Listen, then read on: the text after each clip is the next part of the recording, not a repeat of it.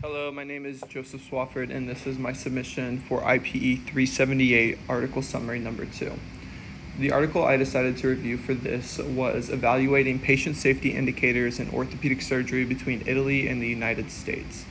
I decided to choose this because I am a certified surgical technologist who primarily works in orthopedic surgery, so I thought it would be interesting to learn more about these patient safety indicators and to have a better understanding on quality care.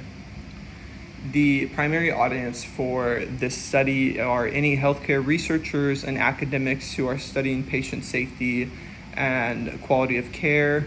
It could also be hospital administrators or policymakers within organizations, as well as orthopedic surgeons.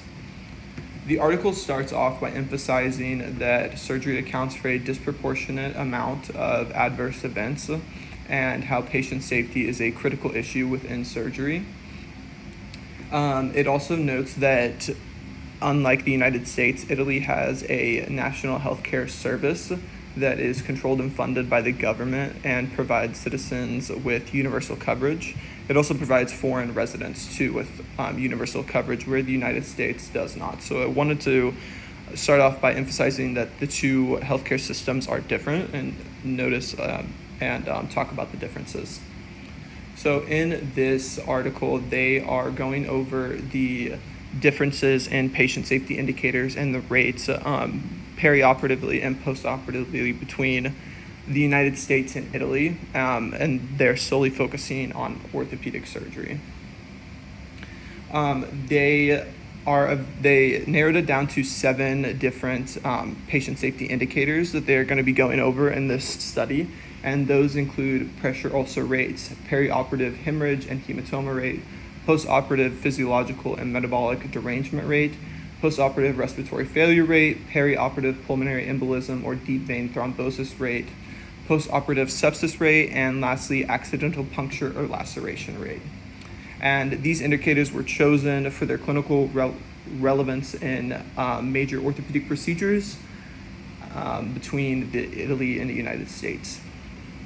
Out of all of the procedures and surgeries that they could gather information from, they narrowed the study down to the 17 most major orthopedic procedures. I'm not going to list all of them, but I will go over a majority of them. They include biopsy of bone, removal of implantation devices from bones, closed reduction of bones, and open reduction and fixations of long bones such as femur, humerus, tibia, fibula, a few spinal procedures, total hip and knee procedures, and rotator cuff repair, as well as excisional debridement of wounds for infection or burns. The findings of this article were that the United States had a significant lower risk for pressure ulcers and perioperative hemorrhaging and hematomas.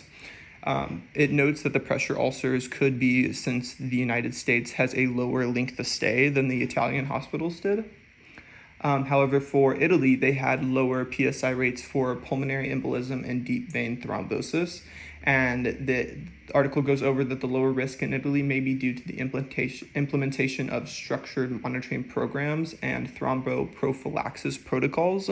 And they made an emphasis on how Italy had a goal to reduce the rate of pulmonary embolisms within their operations. In conclusion, the study highlights a notable difference in patient safety outcomes between Italy and the United States, and the difference between the policies on why these outcomes might be lower.